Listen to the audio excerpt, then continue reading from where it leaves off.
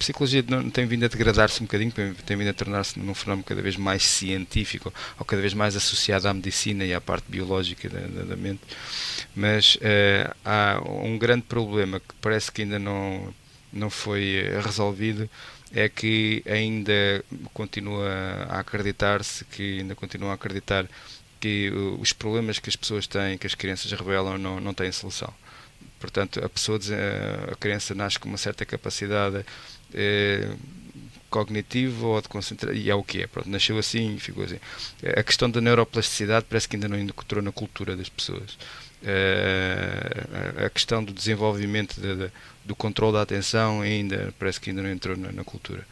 E a plasticidade que nós temos a todos os níveis, a capacidade de evoluir e transformar e desenvolver certas capacidades, parece que ainda não entrou aqui na nossa cultura, precisamente porque as pessoas, quando veem que uma criança ou um adulto tem algum tipo de dificuldade, as pessoas recorrem aos médicos, e os médicos, a medicina foi usurpada pela farmacologia, e então a única questão que existe, como tu sabes, é qual é que é o medicamento para este problema. É só isso que neste momento a medicina faz. Eu pergunto esta: qual é o medicamento para este problema? Há algum medicamento? Não há medicamento. Olha, este problema não tem cura. Olha, vais ter que viver com isso. E então a perceber que o que é a atenção, definir o que é a atenção. O que é isto que a gente chama de atenção? Nós chamamos de consciência. O que é estar consciente? A consciência é uma coisa muito complicada que a gente vai percebendo. Não é através de leitura ou de definições, nem leitura filosófica ou religiosa, ou seja o que for.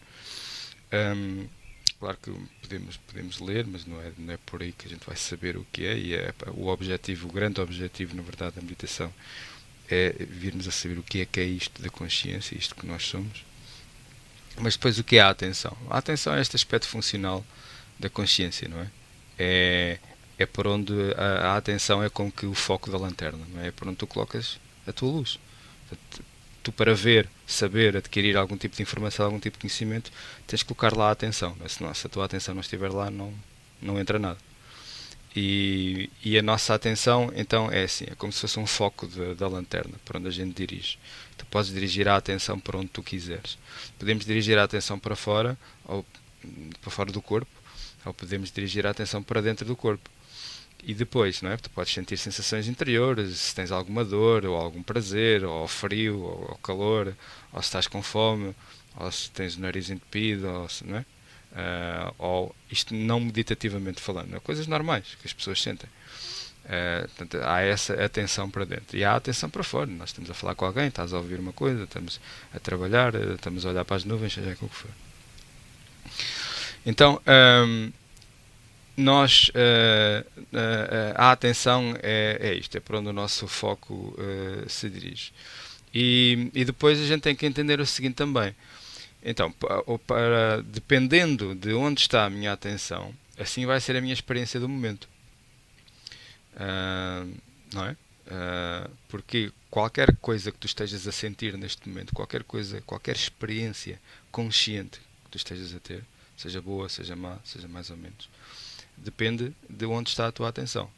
Se a tua atenção não está lá, é como se não existisse para ti, não é? Do ponto de vista da experiência subjetiva da consciência. E isto é uma descoberta, parece que é uma coisa óbvia, mas não, porque no limite, se tu conseguires isolar completamente qualquer tipo de informação da tua mente, não havendo ali nenhuma atenção, aquela experiência desaparece por completo. Se tu tiveres esse tipo de controle da atenção, tu podes inibir completamente uma dor. No limite, tu podes ir fazer uma cirurgia sem anestesia. Isto está documentado e acontece de quem tem esse tipo de controle, porque tens um controle tão grande da atenção que a informação que vem do sítio de onde estão a fazer o corte, não é? Ou a cirurgia, seja na barriga, seja num joelho, seja no que for, está tão completamente inibida, não há nenhuma atenção ali. Tu tens a atenção completamente noutro sítio qualquer, que não vem nenhuma informação dali, não tens nenhuma percepção do que está a vir ali. Portanto, esta coisa da atenção pode-se desenvolver até estes limites um bocadinho estranhos, não é? Mas que são reais, que acontece. Portanto, perceber, a minha experiência é aquilo que está no espectro da minha atenção. Claro que a atenção pode ser espalhada, aberta, para muitas coisas ao mesmo tempo. Tu podes estar-me a ouvir a falar e ao mesmo tempo podes estar a ouvir um carro a passar, ou a ouvir alguém aí em casa. Não estás com fones, não deves estar a ouvir isso. Mas sei lá, podes estar a sentir a mesma coisa, ao mesmo tempo qualquer coisa no estômago, a sentir a caneta que tens nas mãos, ou sei lá, ou sentir a cadeira debaixo das tuas coxas. Podes estar a sentir várias coisas ao mesmo tempo. Ou podemos afunilar a nossa atenção. Portanto, é isso que podemos fazer com que a atenção seja afunilada numa determinada coisa. Então, qual é que é a importância de nós controlarmos a atenção? A importância é esta: é de poderes selecionar a experiência que tu queres ter.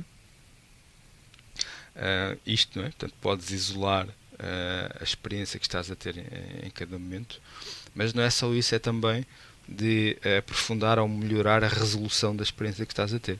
É aqui que as pessoas dizem: nós estamos mais atentos, sabemos mais, não é?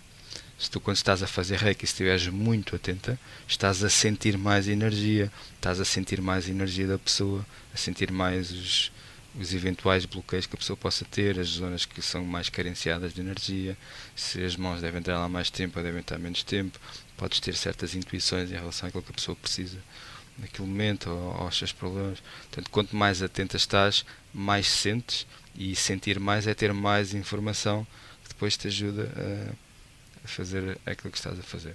Se a pessoa está a fazer Reiki, está com as mãos em cima da pessoa e anda a fazer compras, ou anda a falar com os amigos, ou anda não sei onde, a pessoa está ali só a descansar os braços em cima da pessoa, não é?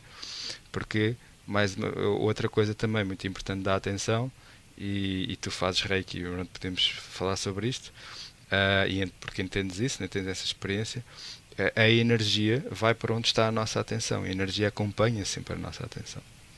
Se tu pões a tua atenção na tua mão direita, imediatamente vai começar a fluir mais energia para ali.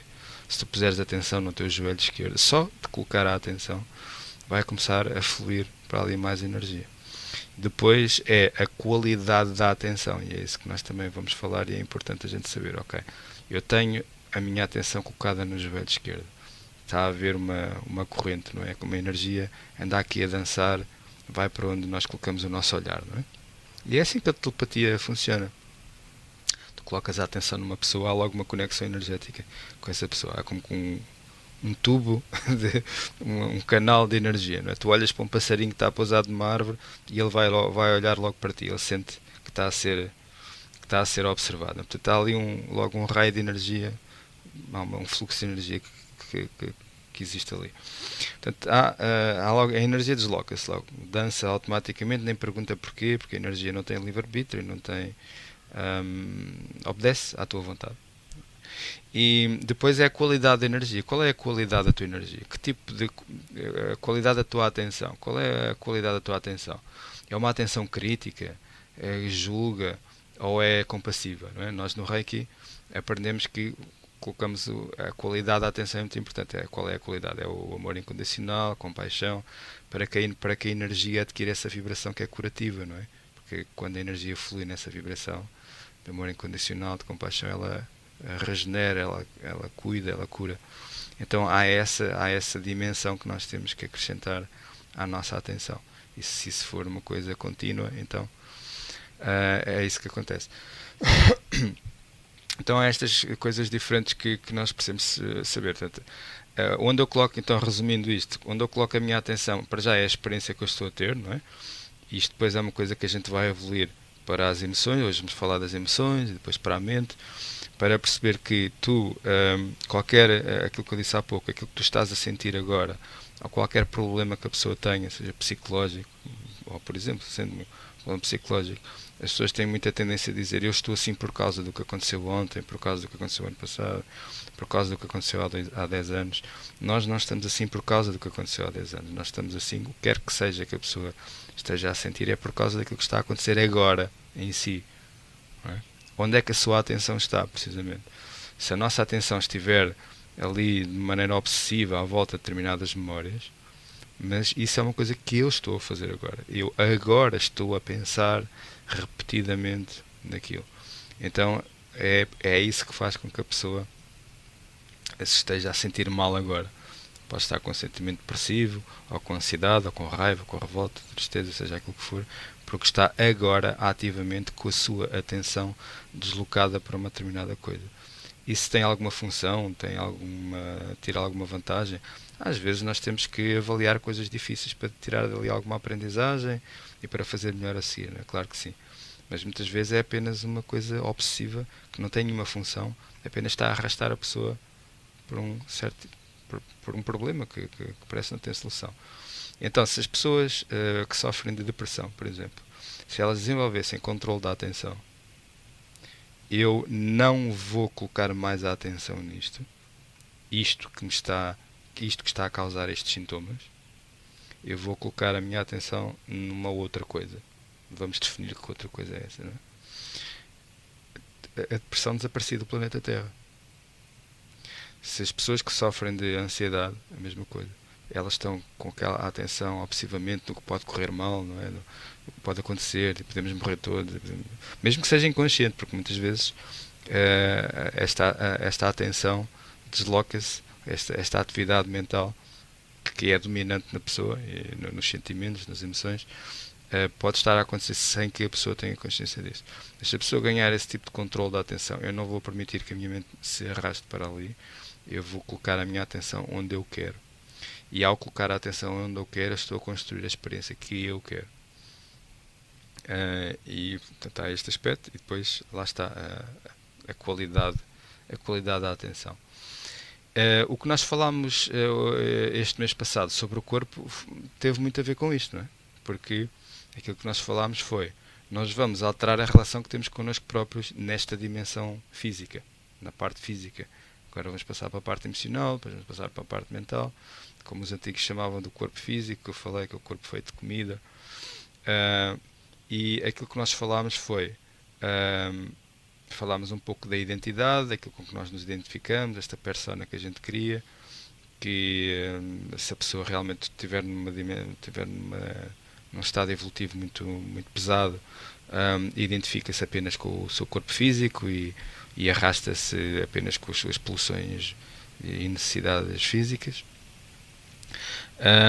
Vimos que, bom, eu vou colocar a atenção no meu corpo e vou perceber que o meu corpo é feito de matéria. A matéria é como a energia. Na verdade, matéria e energia é exatamente a mesma coisa, não é? Eu acho que vos disse que a teoria geral da relatividade já foi há mais de 100 anos, acho que foi em 1915, e as pessoas ainda não perceberam.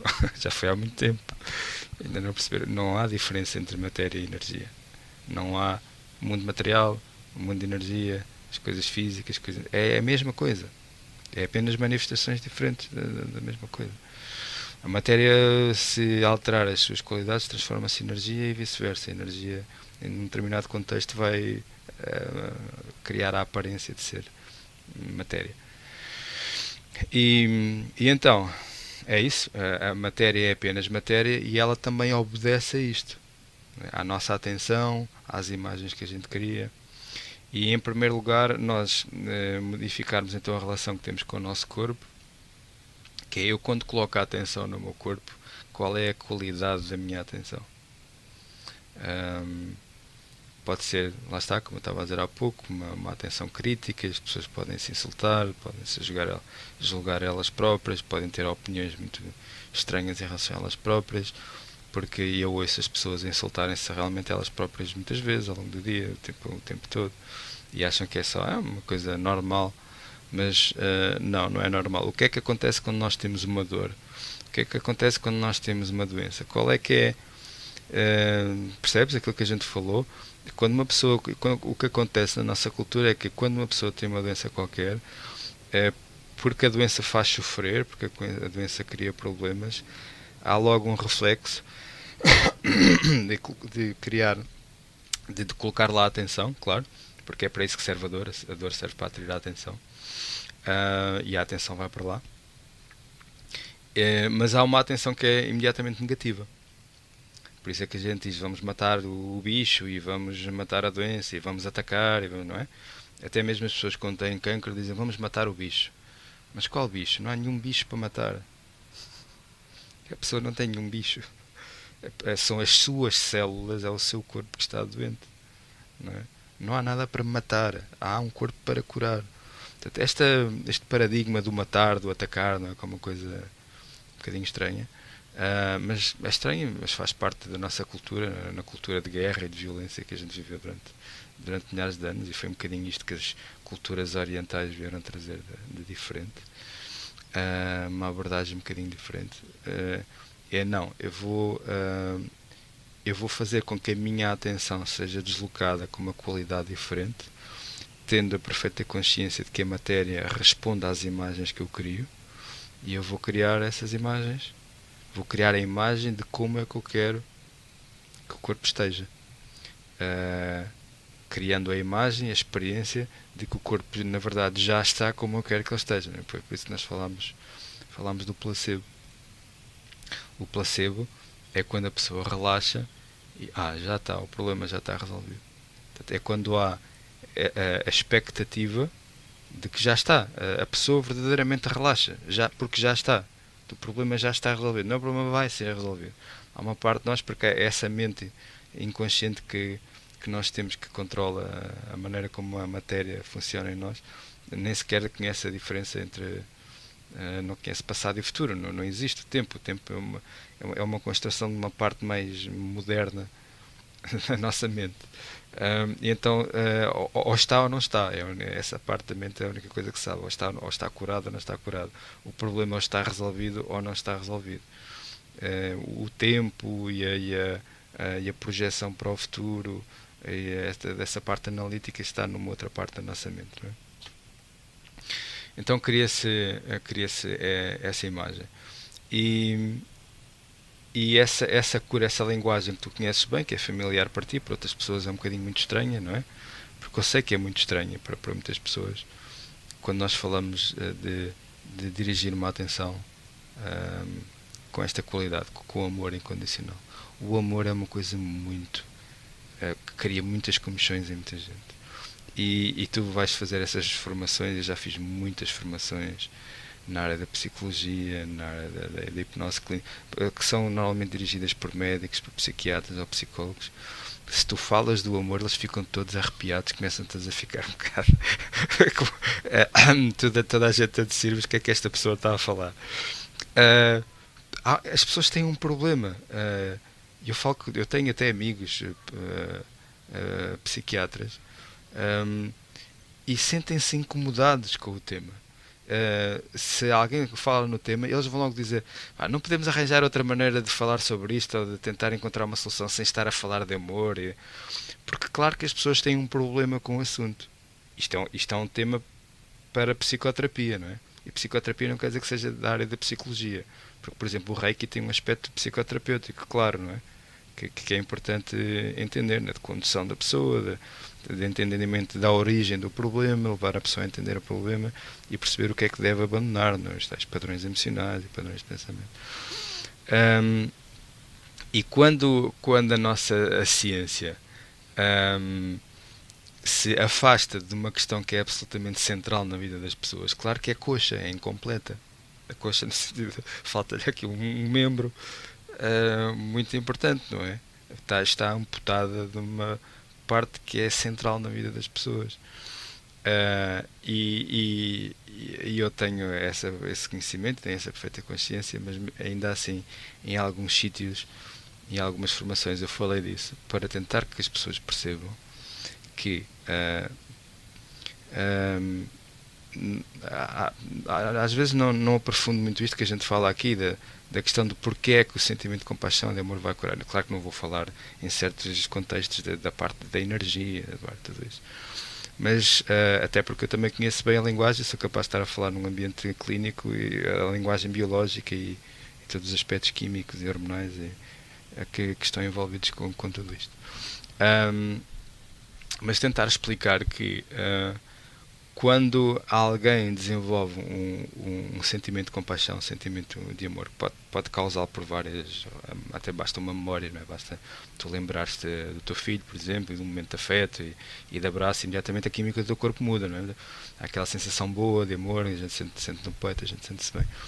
Que esse estado, esse tipo de atividade mental e essa química que se gera no nosso corpo é aquela que é mais eficazmente antagonista do medo e do stress. Se nós falarmos aqui até de química do corpo e das áreas do cérebro envolvidas, e o nosso corpo funciona muito desta maneira dualística, não é? Temos o sistema nervoso autónomo simpático e parasimpático, e a maneira como nós podemos aprender a criar movimentos antagonistas de um outro que nos está a causar problemas. E é isto que a gente desenvolve com a meditação. Tu aprendes a brincar com a tua mente e com o teu corpo, causando os efeitos que tu queres. Se tiveres o foco necessário e se tiveres o controle da atenção e fores capaz de causar na tua mente aquilo que tu queres. Se tiveres este tipo de concentração, tu podes causar em ti os efeitos que tu quiseres. Podes ter os sentimentos que quiseres, podes ter as emoções que quiseres, podes pôr o coração a bater depressa ou devagar, podes pôr a digestão a fazer mais depressa ou mais devagar, podes sentir-te bem ou mal, podes sentir frio ou sentir calor. Porque era o que eu estava a dizer, tudo está a acontecer na nossa mente. Mas explicar isto, sim, tecnicamente entende-se, é verdade. Se tu estiveres com stress ou com ansiedade, se tu fores capaz de ter um tal controle da tua atenção que tu vais focar numa sensação de amor, já foi. Precisas de meio segundo para a ansiedade se ir embora. Num instante já estás relaxado, a sentir amor, a sentir compaixão. Agora é preciso ter este controle da atenção, conseguires de facto não isto, sim isto. Portanto, na minha mente, que seres capaz de te absorver apenas num pensamento. E realmente esta química, porque normalmente, por exemplo, para combater a ansiedade, as pessoas focam-se muito, as pessoas no ambiente clínico e psicoterapêutico, muito na parte do relaxamento. Relaxamento físico. Sim, até porque tomam benzodiazepinas e é para isso que é um relaxante muscular. Claro que isso é bom também e cria um determinado efeito. Mas não é tão eficaz. Claro que é antagonista, porque estás a estimular o sistema nervoso autónomo parasimpático com uma respiração calma. Claro que funciona, é bom as pessoas aprenderem a fazer isso também. A parte do relaxamento muscular. Algumas técnicas poderão envolver visualizações, que a pessoa está num sítio que conhece, que é familiar e onde se sente segura, não é? Seja onde for, seja em casa, seja na praia, seja na casa da montanha, ou seja num sítio imaginário, num templo de luz, num sítio, seja onde for que a pessoa se sinta bem, sinta-se protegida. Pronto, isso é bom. Mas, de facto, e por isso é que os antigos falavam disto, aquilo que é ainda mais eficaz, mais antagonista, mais rápido e depois acrescentar isso a parte da regeneração, porque o sentimento de amor realmente depois tem esta parte mágica que não é explicável, que realmente cura, regenera mais depressa. Mesmo depois disso explicado e entendido, assim, porque faz sentido, continua a haver uma fuga do assunto. Mas claro, este é o aspecto psicológico que as pessoas têm. Quais são os problemas que as pessoas têm com o amor? Quando, por exemplo, um psiquiatra começa a sentir-se incomodado, não podemos analisar isto de um outro ponto de vista, porque temos que falar de amor. Obviamente que eu percebo, claro que tenho este olho clínico e tu, acho que também entenderás, bom, esta pessoa tem aqui algum problema com este assunto, não é? Há aqui alguma coisa na história desta pessoa, na sua relação com os pais, ou com a mãe, ou com... O amor é um assunto problemático para esta pessoa. Quando falar sobre o amor é uma coisa que incomoda, porque há muitos assuntos que podem incomodar, né? Ou podemos falar de dinheiro, pode incomodar, ou falar de sexo, pode incomodar algumas pessoas, ou falar de comida, pode incomodar, ou falar de trabalho, qualquer coisa, qualquer assunto no mundo. Quando uma pessoa se sente incomodada quando se fala sobre o assunto, é porque obviamente há algum problema. Percebes? Incomodada interiormente, que se tu sentes que há ali uma parte de ti que se contrai, é porque o nosso corpo, pronto, a nossa mente funciona por associação, e se há uma resposta automática desagradável, é porque aquele assunto está associado a experiências desagradáveis na tua vida. Não é? Porque é assim que a gente funciona. Não é? E porquê é que nós vivemos então com tantas pessoas e depois quando a gente fala de ciência e falamos de terapias e de psicoterapias e de psiquiatria e de medicina em geral, estamos a falar de pessoas. São os humanos que fazem a ciência. E quando nós temos esta horda de humanos, os humanos da ciência, os humanos da medicina, os humanos da psicoterapia, que eles próprios têm problemas com determinadas áreas da sua vida e que por se sentirem incomodados por estes temas isolam-nos da ciência, percebes? Porque se incomoda a gente foge, a gente olha para o lado, não é? A gente não quer tocar nisto. Então há uma ciência, há ciências que ignoram assuntos centrais porque as pessoas dessa ciência se sentem incomodadas por esses assuntos, não é? E estamos aqui muito condicionados. E por isso é que nós, não é? Tu enquanto reikiana e nas outras terapias que poderás fazer, e para nós próprios, claro que aqui é um trabalho para nós próprios, não é um trabalho terapêutico no sentido de ser aplicado para outros, isso é depois, né, nas tais, no tal curso de instrutores de meditação. É nós também percebermos isso connosco próprios. É um assunto que me incomoda, ou eu quando, porque isto para dizer o quê? Que nos cursos de meditação, quando eu falo sobre isto, também há muitas pessoas que têm uma dificuldade muito grande em sentir amor por si próprias, porque o amor incondicional é diferente do gostar. Porquê? Porque o gostares ou não gostares de ti nasce precisamente de uma parte da tua mente que te está a avaliar e que te está a julgar, porque tu gostarias de ter certas qualidades. Porque é que gostarias de ter essas qualidades? Não foste tu que inventaste isso. Foi porque alguém te disse, observaste o mundo e observaste que as pessoas se comportam assim no mundo, em média ou na maioria, têm estas características ou que são capazes de fazer isto e tu também gostarias de ser capaz disto ou ser assim ou ser assado. E é nessa avaliação que tu fazes a ti própria que depois poderás gostar ou não gostar. Portanto, é o resultado de uma avaliação. E o amor próprio não tem nada a ver com isso. Se as pessoas, esse é que é o grande erro. Se as pessoas insistem na ideia de que vão ter autoestima ou vão se amar elas próprias no dia em que forem aquilo que gostariam de ser, no dia em que tiverem as capacidades ou as qualidades que gostariam de ter, então isso nunca vai acontecer na vida. Portanto, por isso é que o amor, quando é que surge o amor? Tu amas o teu filho. Tu amas o teu filho porquê? Por ele ser bonito ou feio, por ele se portar bem ou portar mal. Exatamente, portanto, tu não gostas dele, ok? Não gostas dele no sentido, não gostas dele, tu amas o teu filho, não é? Portanto, ele quando era pequenino, ele podia vomitar em cima de ti e o teu amor era intocável, não é? Portanto, não tem nada a ver com as qualidades, com o que é capaz de fazer, portanto, o amor é uma coisa que existe na ausência de julgamento, na ausência de avaliação. Esse é que é o amor. Portanto, e nós só vamos conseguir amar-nos a nós próprios quando nós tivermos esse tipo de olhar puro para nós próprios também. O amor é um olhar sem julgamento. Eu amo-me porque sim, é assim, é o que tenho.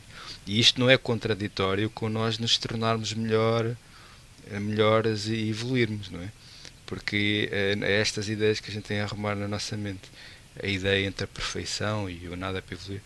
Tu quando olhas para um bebê, o bebê nasceu agora, ele tem tanto para aprender, tem tanto para evoluir, não é? Tem tanto para melhorar e no entanto é perfeito.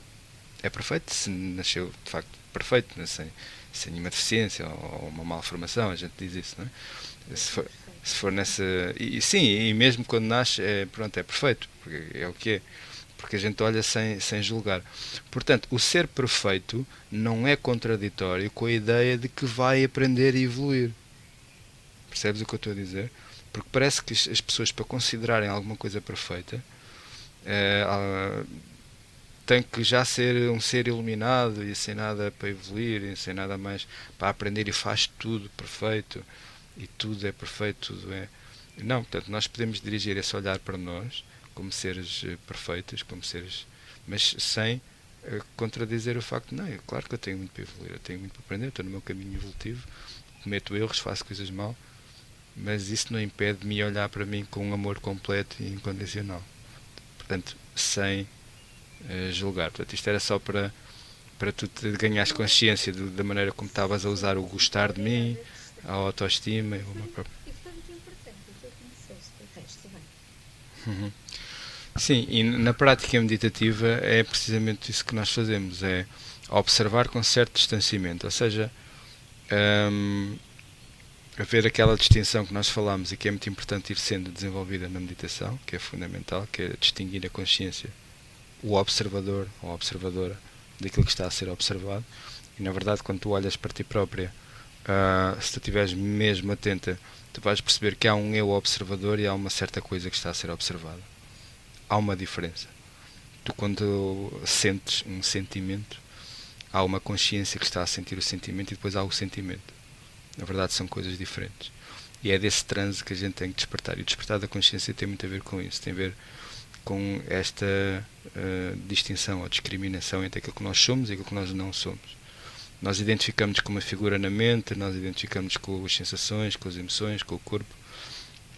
E não, há aqui um adormecimento que nos faz acreditar que somos aquilo que estamos a observar. Mas nós não somos, nós somos o que estamos, nós somos quem está a observar. E até o teu corpo, a observá-lo assim com essa distância. E isso facilita a realmente sentires amor por esse corpo. Não é? Como se fosse essa criança pela qual tu és responsável, não é? Que tu que carregas e que moves. E tudo aquilo que tu sentes, porque é isso que estavas a dizer. As pessoas, elas próprias, julgam-se muito, mas voltando outra vez ao bebê, os bebés são sempre uma fonte de instantânea compaixão. É sempre um exemplo fácil de entender que se uma criança está com dores, não é? Está a sofrer, ou está com uma dor de barriga, qualquer coisa, as pessoas não, quer dizer, uma pessoa mentalmente saudável, não é? Claro que há pessoas que são perturbadas mentalmente e que infelizmente há casos que depois batem nas crianças e perdem a paciência e fazem coisas horrorosas. Mas o que é normal é sentes, lá está, sentes compaixão pela criança e vais ver o que é, não é? Portanto há essa atenção compassiva. Enquanto que, como eu estava a dizer há pouco, em relação ao corpo, quando acontece nas próprias pessoas, elas dirigem uma atenção que é destrutiva, que é crítica. Como aqueles exemplos típicos que eu vos dei, que eu ouço sempre as pessoas a dizerem: se têm uma dor de cabeça, ou a porcaria da minha cabeça, ou o raio da cabeça, não é? Ou têm uma dor de barriga, porcaria da barriga, ou porcaria do fígado, ou porcaria do joelho. Tem este tipo de relação insultuosa, é destrutiva com o corpo e que faz com que o corpo adoeça ainda mais e, ou pelo menos não se cure como se poderia curar quando nós então dirigimos a atenção de outra maneira. Então, sim, aquilo que na meditação esta parte é muito importante, nós irmos conseguindo então estabelecer um estado de equanimidade, um estado de não julgamento. Tentarmos olhar para nós próprios daquela maneira que eu vos fui falando quando guio a meditação, que é tentares olhar para ti própria sem história, como se fosse a primeira vez, como se não soubesse nada sobre ti, não é? Como é que olharias para ti, neste caso para o corpo, não é? Nós depois vamos ver outras partes de nós, mas nem que seja só o corpo, nem que seja só sentir-te enquanto corpo, como é que seria, como é que tu estarias, como é que tu te sentirias se não houvesse nenhuma história associada, se não houvesse passado, se não houvesse dramas, se não houvesse críticas, nem sequer tivesse noções de certo ou de errado, noções do que é que deverias ser ou não deverias ser, do que é que deverias ser capaz. Não tens referência nenhuma, ter um olhar inocente e fresco, novo, não? Como o olhar de uma criança. Como é que seria se tu tivesses nascido agora? Libertador. Não é? É libertador, não é? Sensação de liberdade, sim. Pronto. É bom. Então nós podemos cultivar este olhar para nós próprios e claro, se nós pudermos estendê-lo para outras pessoas, não julgando também as outras pessoas, é melhor ainda. E é neste estado que também te podes conhecer muito melhor, que nós nos podemos conhecer melhor a nós e aos outros. Porque quando nós não estamos neste estado de equanimidade, aquilo que a gente vê é apenas, lá está, são os julgamentos. Nós imediatamente rotulamos tudo, não é? Atribuímos uma data de significados, começamos logo a disparar uma data de coisas e apenas só estamos a olhar para nós próprios, para os nossos próprios pensamentos, para as nossas próprias ideias e memórias. Não estamos de facto a ver aquilo para que estamos a olhar. E o autoconhecimento tem que ser assim. O autoconhecimento é um caminho exploratório, não é? E se a tua mente não estiver calada, tu não vês nada, estás só andas sempre à volta das mesmas ideias, dos mesmos julgamentos. Então tem que haver um olhar com silêncio. Quem sou eu? Portanto, o quem sou eu, quando a gente faz esta pergunta, a seguir tem que vir silêncio.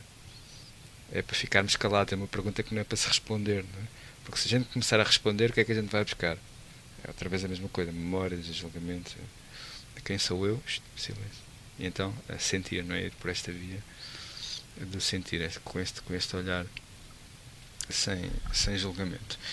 Muito bem. E agora, em relação às emoções, o que é que nós hoje vamos falar de emoções? As emoções são um problema, não é? A vida das pessoas é muito emocional. Os seres humanos são muito... Todos os mamíferos são muito emocionais. Os seres humanos, claro, quando nós perguntamos a alguém se é feliz ou não, normalmente aquilo que as pessoas fazem, quer tenham consciência disso ou não, é trazer o olhar para dentro e tentar perceber qual é a qualidade das suas emoções. Quando as pessoas estão com emoções boas, as pessoas dizem eu estou feliz, não é? A minha vida é feliz. Quando as pessoas têm com muita frequência sentimentos dolorosos ou emoções dolorosas, as pessoas dizem que estão infelizes. Não tem a ver com nenhuma outra questão, não é? Às vezes também em terapia as pessoas pensam dizer, pois eu realmente tenho o carro, tenho a casa, tenho o emprego, tenho o casamento, eu tenho filhos, mas há aqui qualquer coisa que não está bem. As pessoas começam a fazer uma lista. Realmente lá o checklist, não é? Está ali tudo. Estão lá os itens todos, mas não. A vida não é o porquê. Porque, por isto mesmo, nós consideramos que a vida é boa se tivermos sentimentos bons, não é? Se nós nos sentirmos bem, é isso que nós damos importância. É se a experiência está a ser boa, com felicidade, com alegria, com amor, com entusiasmo, motivação, até todas essas coisas boas que a gente quer ter. É isso que realmente determina se a vida é boa ou não. Então, é claro que há aqui este aspecto que temos que dar atenção. Claro que há os problemas físicos, não é? A gente já falou do corpo, há pessoas que têm dificuldades, doenças muito grandes, estão limitadas, então há esse problema para resolver. Se nós fisicamente conseguirmos estabelecer ou estabilizar a nossa saúde, então a parte emocional é a parte que segue. E as emoções, assim como as sensações do corpo, elas funcionam com a mesma regra. É isso que a gente agora vai falar um pouco. Nós, no corpo, falamos que temos dor e prazer, não é? E a dor e prazer serve para quê? Sim, é um pouco isso. É aquele princípio do biscoito, não é? Ou do castigo, da punição ou do prémio. A dor e o prazer é um sistema de punição e prémio.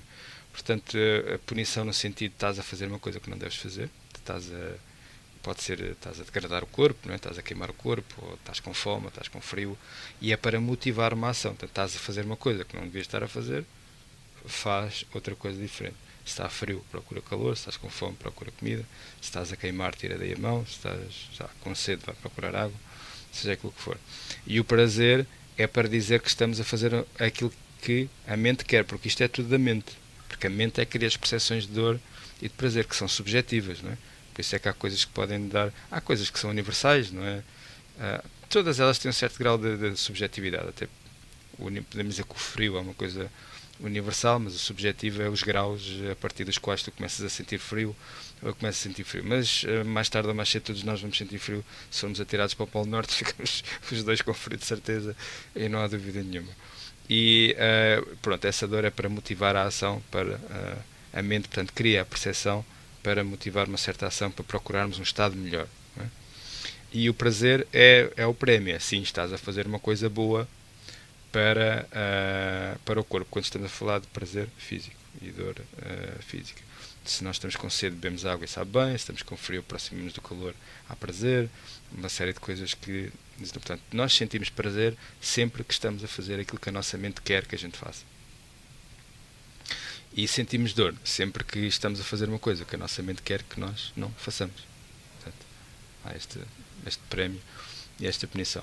E depois a intensidade do prazer, a intensidade da dor depende se nós estamos a contrariar muito à luz daquilo que a nossa mente entende que nós devemos fazer, se é mais intenso ou menos intenso, se é mais grave ou menos grave. E então, as emoções. As emoções é a mesma coisa, sabias? As emoções é também um sistema de dor e de prazer, só que já a um nível um bocadinho mais sofisticado. Quando tu sentes dor ou prazer no teu corpo, é porque está a acontecer alguma coisa agora, não é? Que está a danificar o teu corpo ou que está a servir o teu corpo. Tu sentes prazer quando estás a comer, não sentes prazer no corpo ou no teu palato por comeres alguma coisa amanhã ou ontem. Não sei que estejas a imaginar, mas se tu sentes uma dor no corpo ou sentes-te cansada porque estás agora cansada. Portanto, é sempre uma coisa que está a acontecer agora. É avisar, está agora a acontecer uma coisa ou boa ou mal para o corpo. As emoções já não é bem assim, apesar de as pessoas poderem pensar que tem a ver com o que está a acontecer agora. As emoções fazem parte de um sistema da nossa mente. A nossa mente evoluiu de maneira a conseguir prever o que vai acontecer no futuro.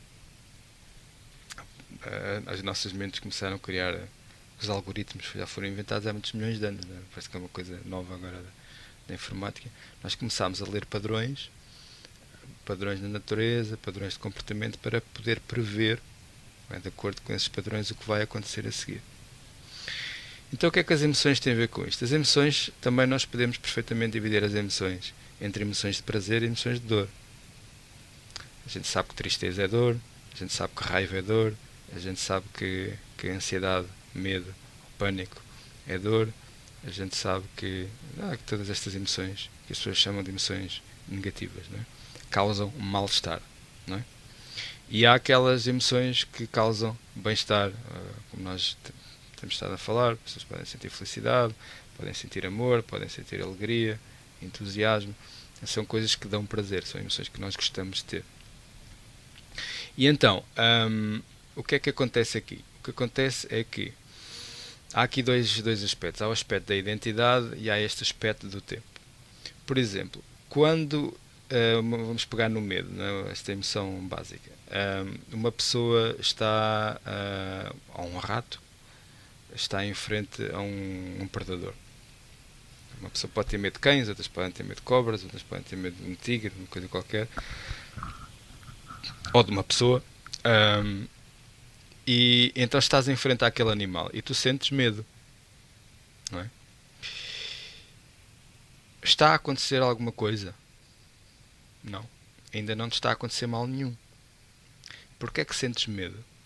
Tu só sentes medo porque a tua mente aprendeu, ao longo de muitos anos, a ler padrões e consegue identificar aquele animal com aquelas formas, com aquele pelo, com aquele corpo e, naquele contexto, como sendo potencialmente perigoso.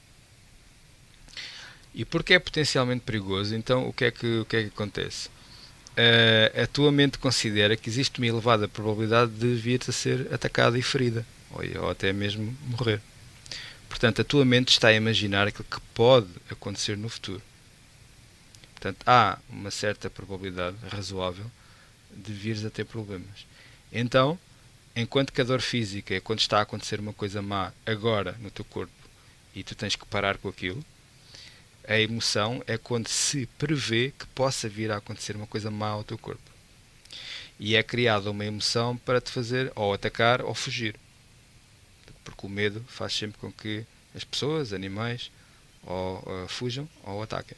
Tá, ou paralisem. Não é? Há a técnica da paralisação, que é para o predador não nos ver. Os predadores antigos, os dinossauros e os felinos também, e os répteis, que têm os olhos assim. São animais que veem movimento. Se a coisa não se mexer, eles não veem. Não sabem que é um ser vivo. Então, os animais desenvolveram essa técnica do não te mexas, que é para não seres apanhado. Não é? E é por isso que as pessoas congelam quando estão com muito medo. É uma técnica para ficarem invisíveis. E então, as emoções são isso. O que dá a que pensar, não é? Porque as pessoas têm a ideia que eu estou triste por causa de uma coisa. Não. Ah, uma pessoa só está triste porque imagina que no futuro possa vir a acontecer uma coisa má. Então, mas morreu uma pessoa da minha família, morreu agora, não é? Não tem nada a ver com o futuro. Mas a tua mente só está a criar esta emoção. Porque que sentido é que faz essa emoção? A pessoa morreu, morreu, não há nada que possas fazer em relação a isso. Não é? Só está a criar esta emoção porque porque está focada na ideia de que no futuro aquela pessoa não vai estar presente, no futuro aquela pessoa não nos vai dar o que dava, no futuro nós não vamos ter as coisas que tínhamos, nós no futuro não vamos ter aquilo que poderia ser considerado importante para nós. É sempre uma projeção para o futuro. Seja o que for, aquilo que seja importante para a pessoa. Pode ser até importante para a tribo, para a questão da sobrevivência, pode ser se morre um filho, a projeção dos genes foi interrompida, não foi bem sucedida, portanto é uma coisa má, e é para nos castigar, para impedir que aquilo, como a dor e o prazer estão sempre a motivar, para que nós não tentemos impedir que aquilo volte a acontecer, ou no caso do prazer é sempre para nos motivar. E quando nós sentimos alegria, ou seja aquilo que for, ou entusiasmo, ou motivação, não é? Quando a pessoa ganha o Euromilhões e está muito feliz, ela está muito feliz porquê? Ela não tem nada. Não é? E no entanto, o que é muito interessante é que as pessoas têm os seus picos de felicidade nos momentos de expectativa. Isso é uma coisa que é estudada, é muito engraçada. As pessoas não ficam. Os momentos de maior felicidade que as pessoas têm não é quando estão a desfrutar da coisa. É antes, quando imaginam que vão desfrutar da coisa. Depois até há uma descida no entusiasmo e na felicidade. É como nós dizemos a uma criança: vamos à Disneylândia para a semana. Uau! A criança naquele momento fica muito mais feliz do que vai estar quando estiver mesmo na Disneylândia naquele dia. E estas coisas, por acaso, são estudadas, estas curvas de excitação e até da dopamina que depois que circula no nosso cérebro, os momentos de prazer. A expectativa é o que cria até mais prazer do que propriamente depois a coisa. E portanto é sempre essa imaginação daquilo que nós vamos, é a projeção para o futuro. Claro que nós, quando temos uma expectativa positiva para o futuro, isso é aquilo que é mais válido na vida, não é? Na vida, principalmente na vida dos animais que têm em mente e conseguem criar imagens para o futuro. Porque é isso que nos dá segurança, não é? É isso que nos dá tranquilidade. Ok, ou amanhã vai ser um dia bom. Está tudo garantido. E é isso que nós, conscientemente ou inconscientemente, estamos sempre a fazer, estamos sempre a trabalhar para isso.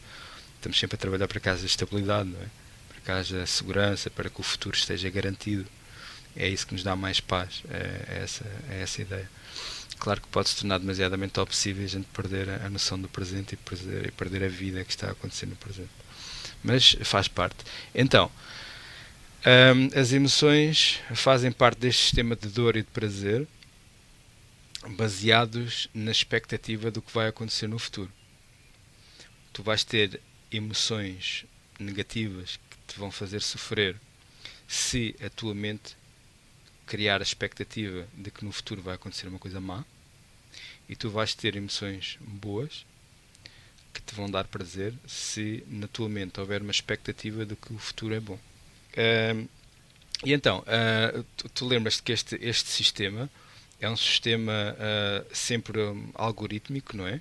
Porque a previsão do futuro é sempre um sistema algorítmico, não é? É sempre um sistema de leitura de padrões, de criação de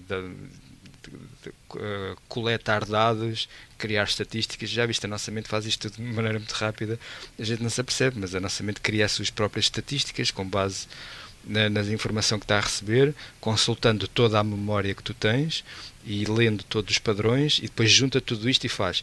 Existe 25% de probabilidade disto correr mal. E depois ainda há um outro assunto que é 25% de probabilidade de correr mal é suficiente para fazer esta pessoa sentir medo ou não? E ela fugir ou não? É uma probabilidade baixa e acho que ela deve força, coragem, vai para a frente. Não é? Porque depois isto também é muito subjetivo para cada pessoa, porque as pessoas expostas a diferentes, pessoas diferentes expostas ao mesmo desafio vão ter reações muito diferentes. Não é? Pessoas vão ficar paralisadas com medo, outras vão ter medo mas mesmo assim avançam, outras não têm medo nenhum. Não é? Portanto, tudo depende da nossa história, das nossas experiências e da maneira como cada sistema funciona. Mas o que é importante perceber é que, na verdade, tudo isto é um sistema que está a tentar prever o futuro. É um sistema que está a tentar prever o futuro. E prever o futuro é uma coisa muito importante, não é? Porque se um animal que anda na selva conseguir antecipar-se, nem que seja um segundo, em relação ao que vai acontecer, isso é suficiente para ele sobreviver, não é? E se ele não conseguir prever, não é? Se ele conseguir prever, ligar a informação, cheira-me a gato, mesmo que não veja o gato, cheira-me a gato, estou a ver aqui uns passos, estou a ver aqui uns passos, não é? Isto imagina um rato, ou ouço aqui umas passadas que faz lembrar o gato, eu não tenho a certeza se é gato ou não, mas há alguma probabilidade disso ser gato, então é melhor eu fugir, não é? E pronto, e se calhar, mesmo que seja só 5%, se calhar já vai fugir, porque mais vale prevenir, não é? Do que remediar. Então, o medo funciona muito nesta base. Até mesmo na dúvida, é melhor fugir. Na dúvida, foge. E é isto que é subjetivo em muitas pessoas. Carlos, este tema é muito interessante para mim. Íamos no cálculo das probabilidades, não é? A maneira como a mente está sempre a trabalhar no sentido do que é que poderá vir a acontecer a seguir. E claro que a pessoa ansiosa ou a pessoa com stress pós-traumático por causa das memórias muito fortes e traumáticas pelas quais passou, tem este sistema sempre muito ativo, não é? Muito desperto. É o que é que poderá vir a acontecer outra vez, não é? Mesmo que inconscientemente a mente está sempre alerta com a expectativa de que poderá outra vez vir a acontecer aquela coisa horrível que aconteceu no passado. A qualquer momento pode acontecer. Porque é uma coisa tão intensa que deixa uma impressão muito grande, não é? Porque a nossa memória trabalha, e isto agora que eu vou dizer também é importante, é interessante para a parte da meditação, porque nós podemos usar isso a nosso favor também. Nós conseguimos registar a memória mais ou menos intensamente, deixar com que uma determinada associação fique mais ou menos intensa, de acordo com dois fatores. Um deles é a repetição, como toda a gente sabe, a aprendizagem por repetição, mas depois há a intensidade. Por isso é que, quando uma pessoa tem uma experiência traumática, basta uma vez para ficar marcada para sempre, porque é tão intensa que até ao nível do cérebro as ligações neuronais são, logo naquele momento, são muito fortes. Quando há uma coisa muito intensa, criam-se ali caminhos muito, muito fortes, muito poderosos, que fazem com que depois tendencialmente a informação passe sempre por ali, não é? Quando há uma estrada muito larga, depois é como se abrisse um canal, não é? Que a água tendencialmente vai passar sempre por onde há menos resistência, não é? E então é esse fator da intensidade e há o fator da repetição. E nós devemos combinar os dois. Por isso é que também na prática meditativa, se a prática meditativa for feita com muita intensidade e repetida, torna-se num fator de aprendizagem e transformação brutal e rápida. Isto é o que eu digo sempre às pessoas. A prática, a intensidade na prática, as pessoas podem causar modificações no seu cérebro, nas suas emoções, no seu comportamento, muito rápido. Só depende delas próprias, só depende da maneira como praticam, da regularidade e da intensidade com que fazem a prática. A intensidade é a maneira como a gente se absorve numa determinada técnica, seja qual for aquela que se está a praticar naquele momento. Até isso que é a intensidade, é viver aquela a praticar nesse estado de absorção. o mais intenso possível. E então, sim, há experiências que depois, mesmo que tenham acontecido só uma vez, que se tornam padrão. Que se tornam padrão para a projeção do futuro da pessoa. Enquanto que o mais normal é uma pessoa que passa uma infância onde isto aconteceu repetidamente, então isto cria uma tendência, a pessoa é maltratada repetidamente, todos os dias, ou dia sim, dia não, e qual é a expectativa que a mente cria em relação ao futuro? Cria a expectativa de que no futuro vai ser mais do mesmo. A nossa mente cria sempre essa expectativa. Mais do mesmo em relação ao passado. A mente não inventa nada. É essa parte da mente que não é criativa. Nós temos depois esta parte, outra parte da mente que é criativa, que nós estamos a usar para ultrapassar e para reprogramar. Mas a pessoa foi repetidamente maltratada e depois cria a expectativa no futuro vais voltar a ser maltratada outra vez. É o que tu deves esperar da vida, porque a vida é assim. E essa até se torna a zona de conforto da pessoa, não é? Ou a pessoa que sente frustração repetidamente e depois já se torna a sua zona de conforto, que é expectável para o futuro, é sentir mais frustração, é continuar a falhar numa data de aspectos da sua vida. Portanto, este é o aspecto mais normal na vida dos seres humanos. Mas depois há esta outra questão, que acontece só uma experiência muito traumática e que, apesar de só ter acontecido uma vez, a mente passa a criar a expectativa de que aquilo poderá acontecer a qualquer momento. Parece que não é muito lógico, porque estatisticamente foi só uma vez, não é muito relevante, uma vida inteira, isso é uma coisa tão rara de acontecer, quase certeza que não vai voltar a acontecer. É como aquele princípio nas guerras, não é? Quando cai uma bomba qualquer ou uma granada e faz um grande buraco no chão. Qual é o melhor sítio para uma pessoa se proteger? É no buraco da granada que caiu. Não é? Normalmente as pessoas fogem. Caiu ali uma bomba, vamos todos fugir da bomba. Não, errado. Toda a gente se devia aproximar. Porque a probabilidade de cair uma bomba exatamente no mesmo sítio é ínfima. Quase certeza que não vai cair. Não é? Uma questão de probabilidades. Então, é quase certeza que aquilo não vai voltar a acontecer. Mas lá está, a nossa mente não tem essa opinião porque funciona muito com base no medo e não tem este tipo de análise, não é? Lá está a nossa mente consciente e que usa mais informação, nós podemos chegar a esta conclusão. Mas a mente que é geradora de medo não tem este tipo de inteligência, não faz este tipo de análise. É apenas foge, pira-te, ataca, foge, não é uma coisa, pânico, paralisa. Estas reações muito simples. E então, estava eu a dizer que a nossa mente tenta prever o futuro, com base nos padrões que leu, com base no passado, com base nessas experiências.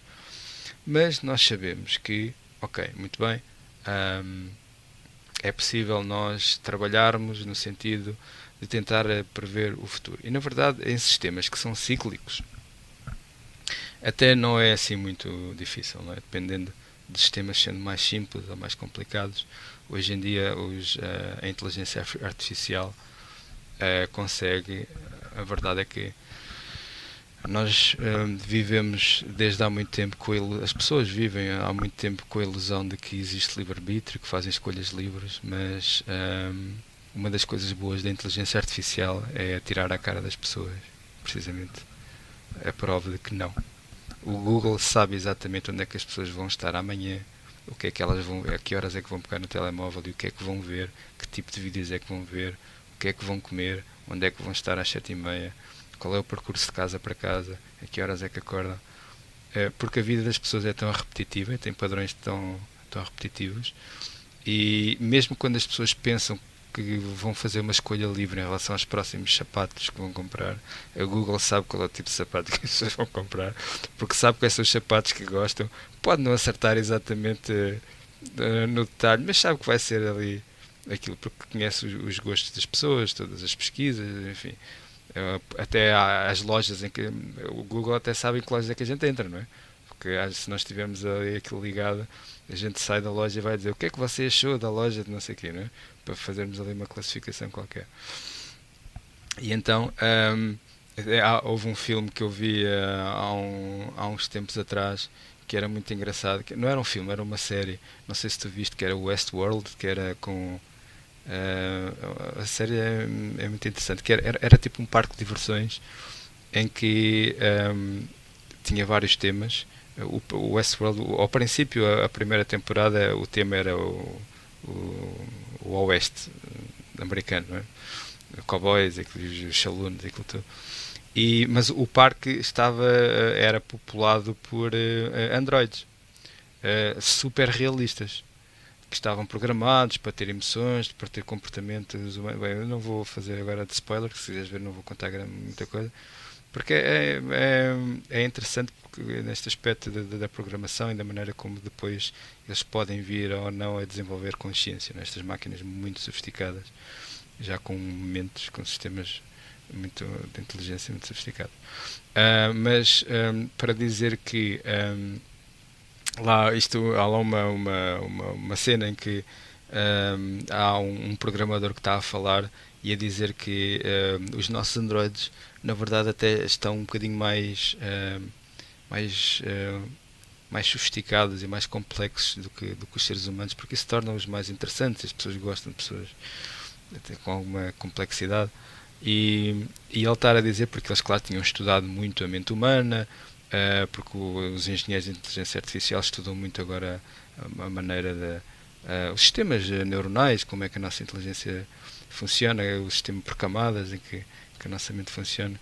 E então ele conhecia-se muito bem o comportamento humano, e ele a dizer que na verdade um ser humano, nós para codificarmos um ser humano a gente não precisa mais ele dizia, não precisamos mais de 10.000 linhas de código.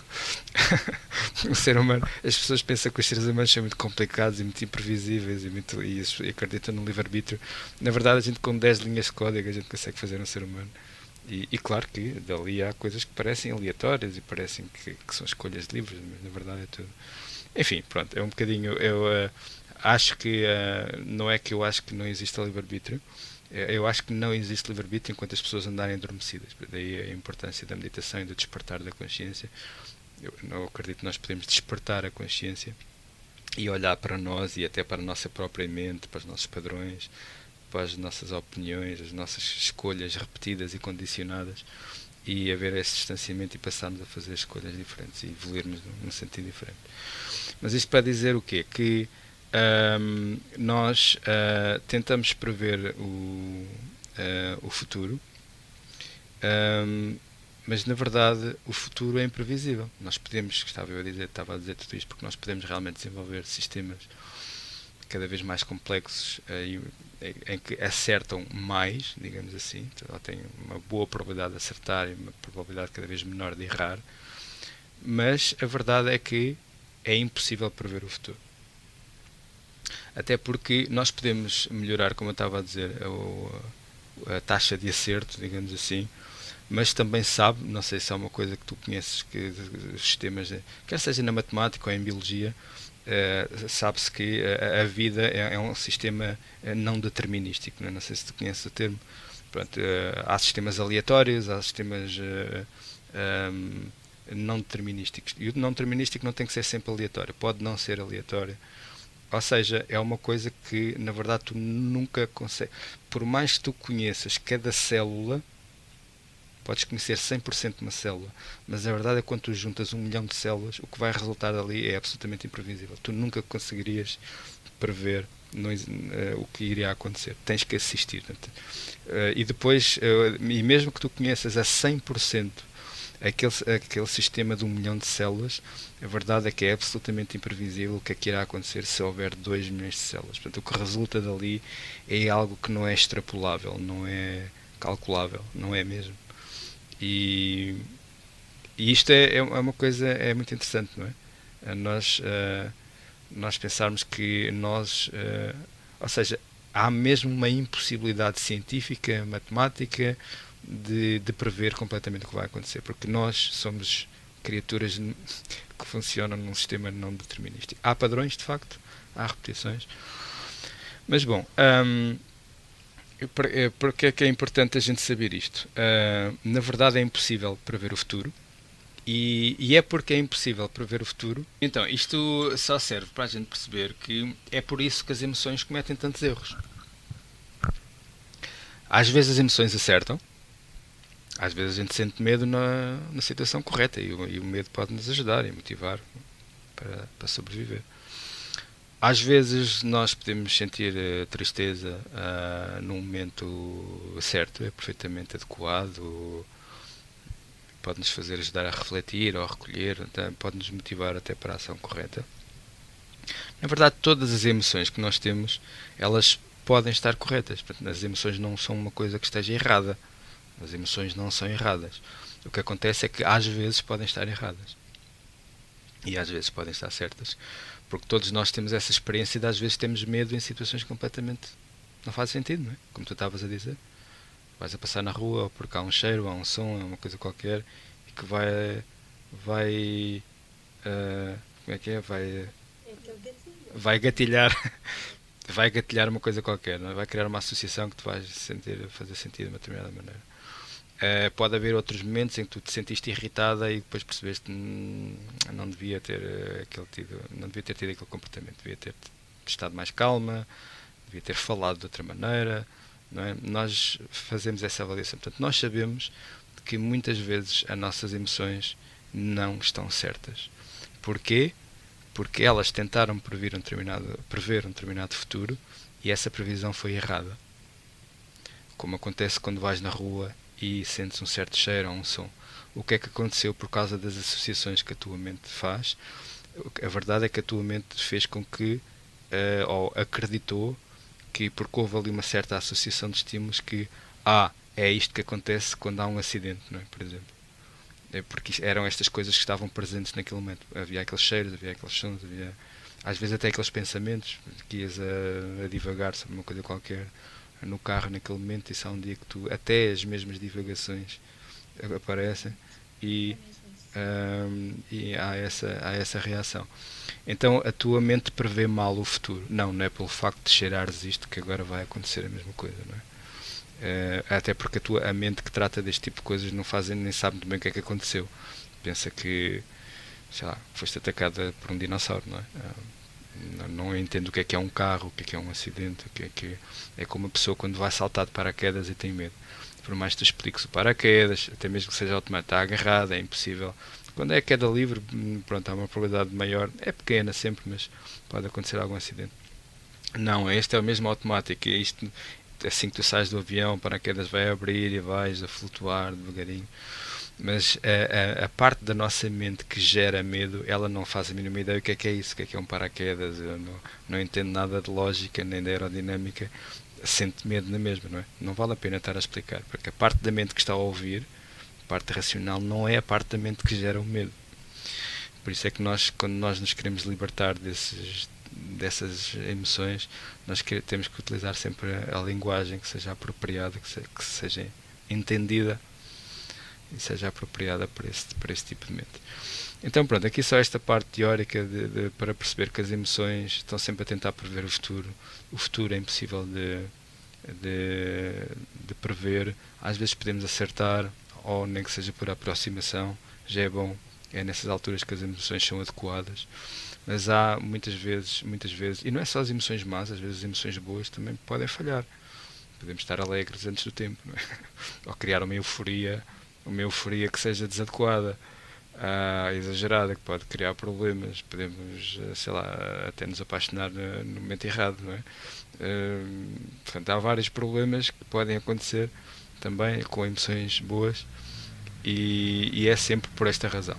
Muito bem, então a dor física é uma coisa que está a acontecer agora, a dores ou prazeres emocionais nascem deste sistema de tentar prever o futuro. Mas mais ainda, é aqui que a questão da identidade também é importante. Porque, em primeiro lugar, a questão da identidade é importante porque tudo anda sempre à volta do eu, não é? Da identidade. Porque estamos aqui a falar muito em abstrato, não é? Emoções em abstrato. Algumas destas são medo, é uma coisa concreta, que é o quê? É o corpo. Eu posso morrer, ou posso ficar ferido, ou termos perdido pessoas próximas de nós, que nós amávamos. Mas nós temos um espectro de emoções que vai muito, muito além disso, não é? As pessoas podem ficar tristes porque foram alvo de uma crítica que não gostaram. As pessoas até podem ficar tristes porque o seu clube perdeu, não é? Ou ficar alegre porque o clube ganhou. Podem ficar tristes porque está a chover. Podem ficar alegres porque Portugal ganhou a Eurovisão ou uma coisa qualquer. Há estas emoções por coisas muito triviais até, não é? que a gente sente. E qual é que é o denominador comum? O denominador comum, claro, que é sempre a identidade, ou seja, é aquilo com que nós nos identificamos. A partir do momento em que a gente se identifica com uma certa coisa, é esse sistema que a mente vai servir. É sempre. A identidade é uma coisa absolutamente central e é isso que se deve falar sempre, e isso é também uma das coisas que não se fala, que não se dá importância em outros tipos de terapias, porque assume-se como um facto consumado, uma coisa que a pessoa tem uma identidade e tem a que tem e pronto, e ponto final. Não. A identidade é uma fonte de problemas, porquê? Pode-nos servir, desde que nós estejamos consciência, tenhamos a consciência de que é algo que a gente usa para funcionar no mundo, não é? Uma pessoa tem uma profissão, ok, é uma função que tem, mas há ali já alguma coisa que é um bocadinho delirante quando a pessoa começa a pensar que é aquilo, não é? Como as pessoas dizem em linguagem, eu sou isto. Aquilo que nós somos é uma coisa diferente. Isto é apenas a profissão, não é? Quando a pessoa, isto vê-se especialmente em cargos de liderança, não é? Quando as pessoas começam a tornar-se arrogantes, eu sou o chefe, eu sou o presidente. Eu sou, não é? Como dizia o Luís XV, no seu delírio, eu sou a França, não é? Portanto, esta megalomania, este narcisismo que as pessoas têm, eu sou, isso não é o que nós somos, não é? Nós somos, aquilo é apenas um cargo que nós temos. Portanto, nós podemos ter várias funções, mas aquilo que nós somos é uma coisa diferente, e a descoberta espiritual é esta, é quem sou eu em vez de aquilo que eu faço, ou os meus cargos, ou as posições que eu ocupo. Então, nós identificamos, como nós falamos, podemos identificar com uma certa pessoa. Começamos pela identificação com o corpo, que é aquela mais básica, digamos assim. Podemos identificar com um género, não é? A consciência, na verdade, não tem género, o corpo tem, obviamente, mas se a pessoa se identifica com género, se falarem mal dos homens sentem-se ofendidos. Se falarem mal das mulheres, as mulheres ficam-se ofendidas. Só porque estão identificados com o género, não é? Se não houver identificação com o género, não, a pessoa pode se identificar com uma religião. Qual é o sentido desta identificação? É uma coisa puramente mental, puramente psicológica, depende da maneira como foi doutrinada desde criança. A verdade é que se falarem bem da religião vai se sentir bem, vai ficar contente, se falarem mal vai sentir mal, vai sentir insultado, portanto vai sofrer. Portanto, estás a ver estas dores e prazeres emocionais que as pessoas têm com base na identidade. Se a pessoa não estiver identificada com a religião, não há aqui nenhum drama, não é? Não está identificada.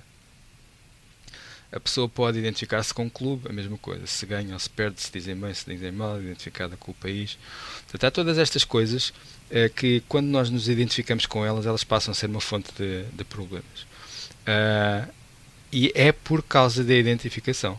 Porque uma pessoa até podia ir a um jogo de futebol e divertir-se com um jogo de futebol, mas não haver a identificação. Porque a identificação, ao nível da nossa mente inconsciente, é de facto, há uma confusão entre eu e aquilo. A mente inconsciente acredita mesmo que eu sou aquilo. E quando acredita que eu sou aquilo, todo este sistema de dor e de prazer vai funcionar aplicado àquilo também. Já não é só ao corpo, não é? Já é quando o clube está em perigo, para a nossa mente é como se eu estivesse em perigo. E por isso há os mesmos medos. Por isso é que as pessoas vão ao futebol e eu raramente vejo pessoas a divertirem-se a ver futebol. Ou estão com medo por estar a perder, ou estão com medo por estarem a ganhar e podem deixar de estar a ganhar. Tu já viste as pessoas a verem futebol? Eu raramente vejo uma pessoa a divertir-se a ver futebol. E deveria ser uma coisa de entretenimento, não é? De divertimento. Estão tensas, estão com medo, estão com raiva, estão ali, não é aquelas coisas todas. As pessoas não se estão a divertir. É por causa disso, por causa da identidade. Enfim, todas estas identidades que nós podemos ter. Portanto, a mente vai sempre defender isso. O que quer que seja que tu assumas para a tua identidade, isso, que a tua mente acredita que és, porque tu conscientemente vais dizer, não, eu sei muito bem que eu não sou o clube, eu não sou o país, eu não sou a religião, eu não sou a minha tribo, eu não sou a minha ideologia, né? Porque podes acreditar ser de esquerda ou ser de direita e ter discussões acesas sobre esquerda ou direita. Isso é apenas aquilo que tu pensas, é apenas aquilo que eu penso, é apenas aquilo que os outros pensam. Tu não és isso, não és nenhum partido, não é? O partido desaparece e tu continuas cá. E, e então há toda esses problemas que começam a aparecer. Portanto, sempre que isso for atacado, há emoções negativas, sempre que isso for servido, há essas emoções positivas. Porque servir isso faz com que no futuro haja mais florescimento e tu, enfim, depende da situação, ou tenhas mais poder, ou tenhas mais estatuto, ou seja, aquilo que for. Mais proteção, ou mais abundância. Mas depois há os outros aspectos. É aqui que isto fica complicado. Que é quando nós começamos a perceber que a nossa identidade não é só feita destas coisinhas triviais, né, do clube e da religião, que não são assim tão triviais quanto isso, porque causam, na verdade, estão na base de quase todas as guerras da história da humanidade, as religiões e as identidades nacionais e tudo isso. Mas quando nós começamos a perceber que nós identificamos com uma certa persona, não é, uma certa pessoa que a gente constrói na nossa mente, com certas características. E tu, quando te identificas com uma certa característica pessoal, seja boa ou má, quer queiras, quer não queiras, a tua mente vai defender isso. Ou seja, quando uma pessoa se identifica com uma doença, se a identificação aconteceu, se passa a fazer parte do eu, do ego, significa que a mente vai defender isso. O que é muito estranho. Porque tu dizes, mas como é que é isso? Então a pessoa não quer estar doente. A pessoa quer curar-se. Mas a mente não quer. Nem todos. Pois, exatamente. Porque este sou o eu. E a mente nem pensa. É tipo um Rottweiler. Defende a identidade, defende o que tem que defender. Não interessa se é bom ou se é mau. Portanto, se a pessoa cai na identificação com uma certa característica, quando a pessoa acredita eu sou bom ou eu sou mau, eu sou capaz, eu sou incapaz, eu presto, eu não presto, eu sou merecedor de amor, eu não sou merecedor de amor, eu sou merecedor de respeito, eu não sou merecedor de respeito, eu sou diabético ou eu sou isto ou sou aquilo. A partir do momento em que se identifica, há essa identificação psicológica, a verdade é que a mente, a partir desse momento, vai começar a defender aquilo. Como? Através deste sistema do prazer e da dor. É a única coisa que a mente faz. Através deste sistema emocional e deste sistema físico. Através da atração e da repulsa. Então, por isso é que, por exemplo, uma pessoa deprimida, que sofre de depressão, ela não quer estar deprimida. Ela até pode procurar ajuda médica. Não é? Ela detesta estar assim. Mas qual é o tipo de música que ela gosta de ouvir? Provavelmente algo bastante lento, depressivo. Qual é o tipo de filmes que as pessoas deprimidas gostam de ver? Sim. Qual é o tipo de pessoas que elas gostam? Não é? Lá está. Porque é aí porque é que elas escolhem aquilo? Porque é esta coisa. Porque quando a mente começa a ficar mais complicada, começam a aparecer aqui umas contradições. Então, mas espera aí, a depressão faz-me sofrer, mas dá-me prazer ao mesmo tempo? Sim. Porque nós temos estas várias mentes, não é? Porque a pessoa, lá está, a pessoa encontra um certo conforto e um certo prazer quando ouve a música depressiva, ou quando está na companhia de uma pessoa depressiva, ou quando está a ver um filme de chorar babirrinho, muito triste e muito depressivo. Portanto, há esse conforto. Porquê? Porque a mente só está a defender a identidade. A mente está a dar prazer à pessoa sempre que ela reforça o seu eu, o seu estado, para manter o problema. E é isto que nós temos que perceber, não é? Que as pessoas, para se curarem de determinados padrões, têm que utilizar a sua consciência para perceber. Eu tenho vindo a ser manipulado por esta minha mente inconsciente para manter um determinado problema. Porque a minha mente inconsciente controla-me através do prazer e da dor, tanto físico como emocional, porque eu vou sentir uma atração emocional por aquilo. Eu vou gostar disto, eu vou me sentir confortável, eu vou ser manipulado pelas minhas emoções para, na verdade, reforçar a doença. E então qual que é que a gente tem que fazer? Nós temos que nos colocar acima disto. Temos que despertar esta parte da nossa consciência que está acima do sistema das emoções para olhar para elas com distanciamento e perceber, ok, isto é apenas a emoção que a minha mente criou, que eu estou a sentir no meu corpo. Porque o corpo é só o sítio onde está a sentir a emoção. Mas ela foi criada, obviamente, na mente, não é? Muito bem, a minha mente está programada para criar este tipo de emoção, porque ela está identificada com isto, ela está a defender esta identidade, e está-me a tentar então controlar desta maneira, mas sou eu que tenho a última palavra. Sou eu que devo decidir. Eu sei o que é que o meu corpo está a fazer. Eu sei o que é que a minha mente está a fazer. E então, se nós criarmos este distanciamento, nós vamos deixar de tomar decisões com base no que é confortável, com base no que é atrativo emocionalmente. Nós vamos deixar de fugir do que é desagradável emocionalmente. Vamos deixar de procurar aquilo que é atrativo emocionalmente. Da mesma maneira como nós já falámos, nós não podemos viver sempre à procura do prazer físico e a fugir do desconforto físico. Toda a gente entende isso, não é? Senão a gente não se levantava de manhã porque é bom ficar na cama e passávamos o dia todo a comer chocolate ou o que é que seja que as pessoas gostam, não é? A gente sabe que não podemos cair nesse tipo de inteligência. As emoções é a mesma coisa. E se a maioria dos seres humanos, a maioria, já evoluiu desta parte física, já compreendeu isso só, há uma camada muito pequena de pessoas que não consegue sobrepor-se ao prazer físico e à dor física, e essas pessoas têm maiores dificuldades de viver, não é? Qualquer pessoa minimamente responsável sabe que não pode só perseguir os prazeres e fugir das dores. A maioria dos seres humanos ainda não evoluiu da parte emocional. Aqui a grande posta do meio, digamos assim, a grande maioria das pessoas ainda vive controlada pela parte emocional, ainda não transcendeu esta parte da mente. Continua a fazer escolhas com base naquilo que é, por exemplo, quando as pessoas dizem eu quero ser feliz.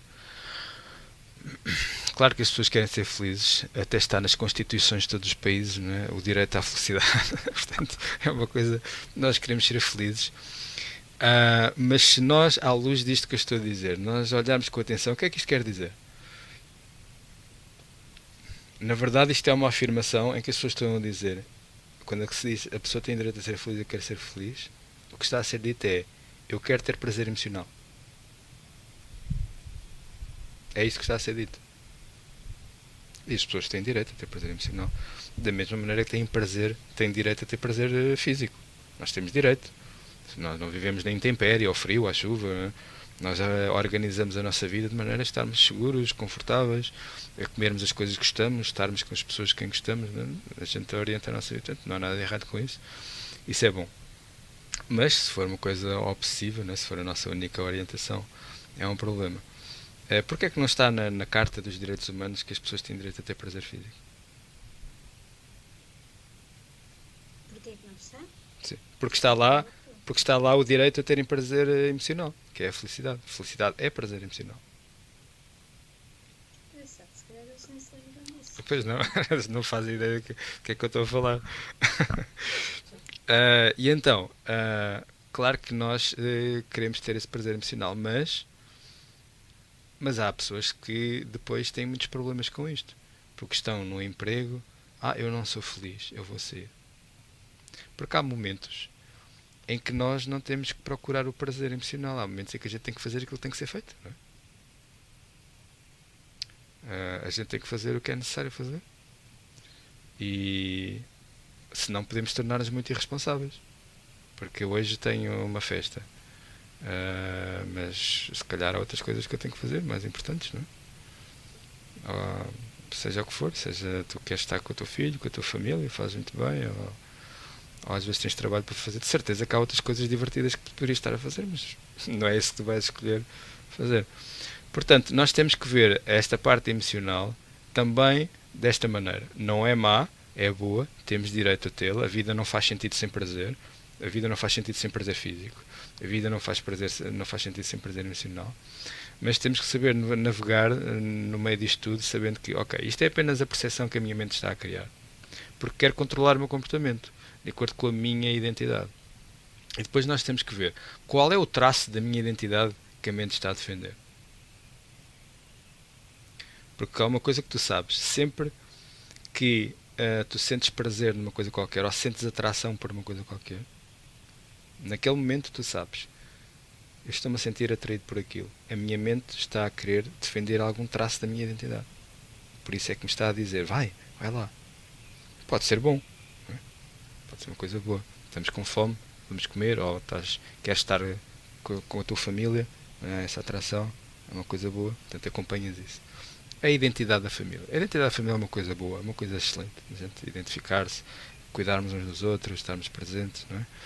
Ahm, eh, Pode se tornar obsessiva, também problemática, não é? Tem que haver sempre esse equilíbrio, porque depois não queres que o teu filho saia de casa, não é? Ou não queres, pode haver essa parte problemática. Sim, E então exatamente. nós devemos saber, pronto, é um traço de identidade que eu quero defender, sim, tudo bem, é uma coisa positiva, mas há outros momentos em que nós sentimos que não está a defender um traço da minha identidade que eu nem sequer quero manter. Para já, não é bom sequer eu estar identificado com isso. É uma crença qualquer que eu adotei em relação a mim próprio, em relação à vida, seja o que for. E depois, obviamente, não quero manter, eu quero o contrário, quero aprender como a criar a desidentificação com isso. Porque quando nós nos desidentificamos é que o problema se resolve. Ah, Porque, repito, entender isto é fundamental. Tudo aquilo que a gente sente, do ponto de vista das emoções, da atração e da repulsa, tudo está absolutamente centrado na identidade. Se a identidade se move, vai tudo atrás. Nós não precisamos de andar a mudar sequer a resolver os problemas de todas as coisas que sentimos. Estás a perceber o que eu estou a dizer? Existe uma identidade. E à volta da identidade há um sistema de defesa. E nesse sistema de defesa estão as emoções que a gente sente, as coisas que a gente gosta, as coisas que a gente não gosta, os falhanços, as incapacidades, as tristezas, a falta de autoestima, ou a raiva, ou a frustração, seja aquilo que cada pessoa tem, os medos, está tudo ali. Mas este sistema existe porque está a servir a esta identidade. O que é que acontece se eu mudar a identidade? Tudo muda. O sistema passa a ser diferente. Porque a ideia que existe, como existe em muitas terapias, na psicoterapia, que é o mantenha a mesma identidade e tenta andar a arrumar todas as coisas à volta, isso não funciona. Isso falha sempre. Porque a identidade não está a mudar. Porque este sistema é um sistema que existe em serviço daquela identidade. Eu não posso deixar de ter emoções boas ou más em relação a um certo clube de futebol enquanto eu estiver identificado com o clube de futebol. Esqueçam. A pessoa pode fazer uma terapia das emoções e vamos controlar as emoções e vamos não sentir tantas emoções e vamos relativizar e isso com os grandes discursos e grandes análises, não sei o quê. Mas a verdade é que enquanto a pessoa mantiver a identificação, as emoções vão continuar a acontecer na mesma. Todas, exatamente. Uh, e se a desidentificação acontecer, portanto, isso muda.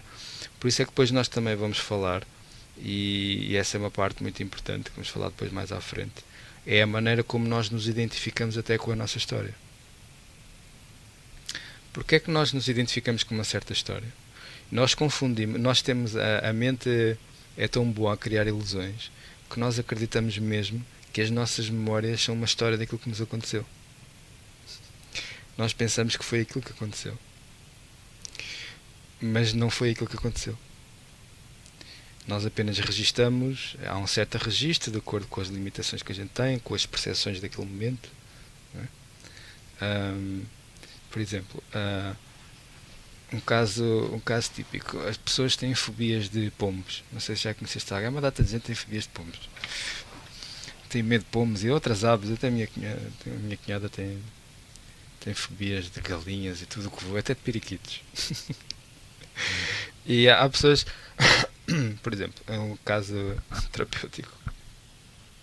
Uma pessoa tem medo de pombos. Porquê é que a pessoa tem medo de pombos? Ela tem medo de pombos porque quando era pequenina, bebê, foi passear ao Recio, não é? Aqui no Recio, acho que em todas as praças há muitos pombos e por todo lado. E era pequenita, andava ali ainda a cambalear, tinha à volta de um ano.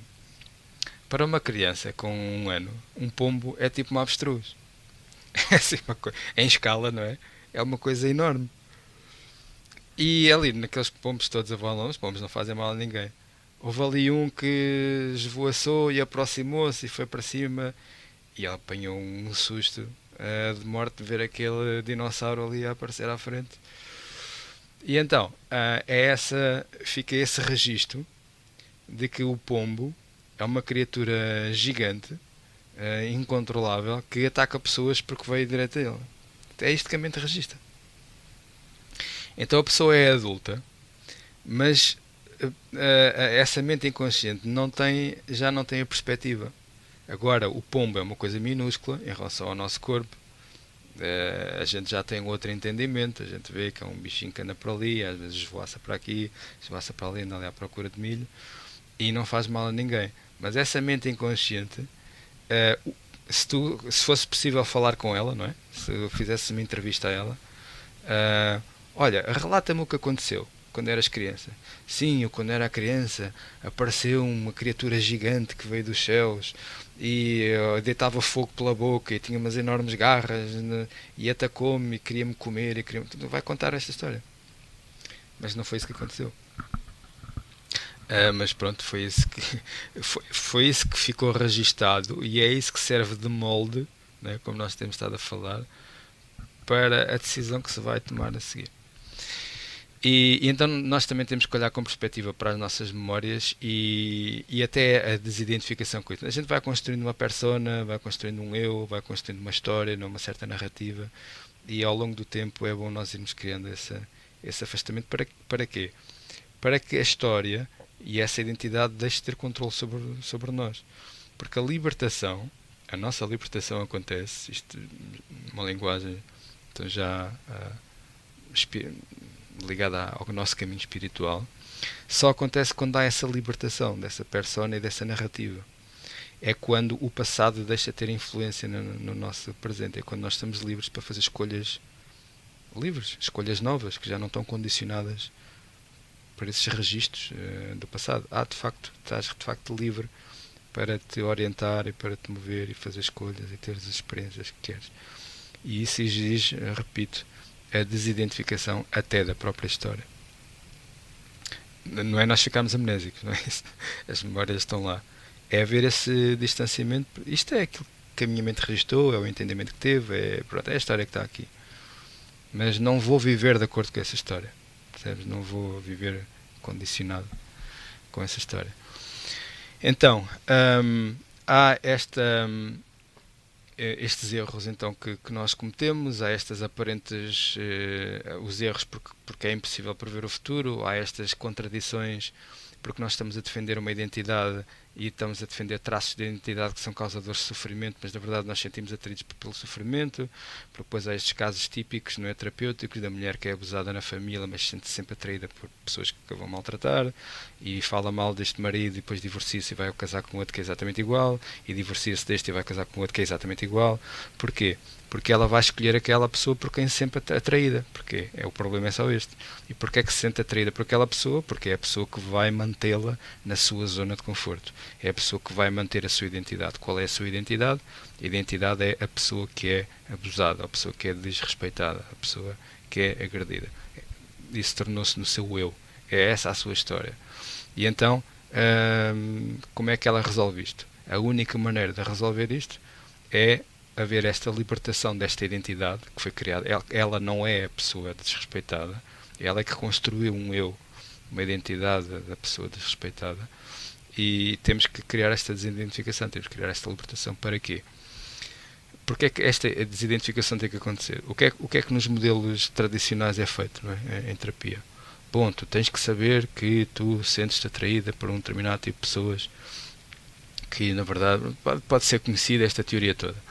Mas depois diz, tens que saber quando isto acontece e tens que fazer uma escolha diferente. Apesar de sentires atraída por aquela pessoa, tu não vais relacionar-te com aquela pessoa.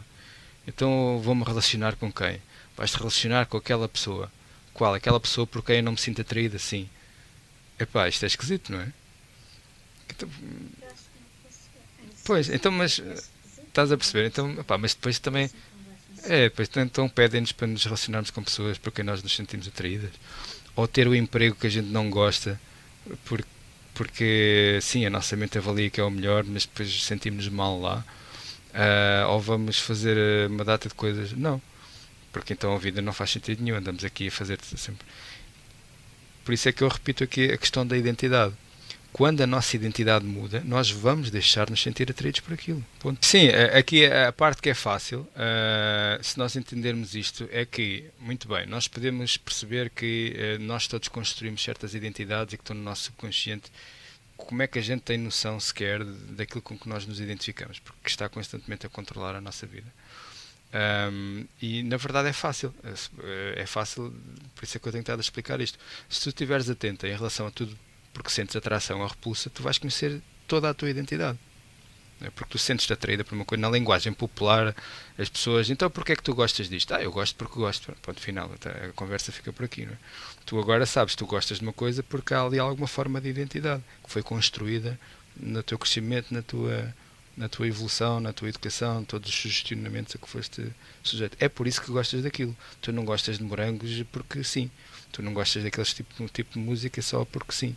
Porque foi uma escolha que tu fizeste. Tu não gostas de verde ou de amarelo, seja o que for, porque sim, porque isso é uma escolha assim mágica que nasce não sei de onde. Não, foste de alguma maneira condicionada nas experiências da tua vida.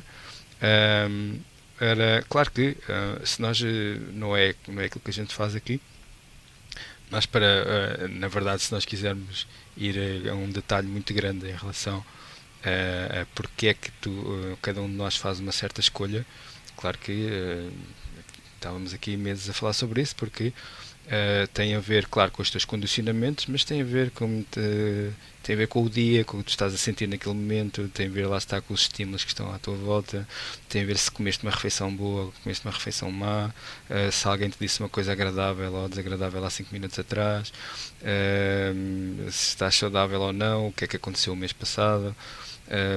Depois temos que ver o período de gestação, o que é que aconteceu quando estavas na barriga da tua mãe, se ela teve boas emoções ou más emoções, que condicionou também a maneira como tu evoluíste. Ok. E depois temos que ver. Deixa. E o karma? Como é que tu, como yogi, como é que lidas Sim. com isso? Bem com o lido com o karma. Está ligado ao karma? Sim. Sim, o karma. Pois, é que há aqui a versão popular e há a versão daquilo que é explicado, né, nas escrituras e tudo. O karma, na verdade, é só consequência das ações que a gente faz. Basicamente é isso. Então, de certa maneira está muito, e em muitos textos é explicado como uma forma de memória. Portanto, a evolução, por exemplo, há textos que dizem que o teu corpo, o corpo físico, é uma construção kármica da matéria. O que é isto? Isto é a evolução darwiniana, não é? Pronto.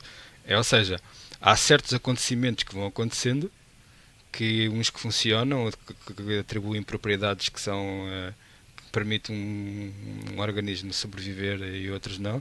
Portanto, são ações e consequências que vão fazer com que a matéria se organize de uma determinada maneira. Portanto, é um caminho kármico. Portanto, portanto, o karma é a consequência de determinadas ações passadas em que resultou isto, uma certa coisa.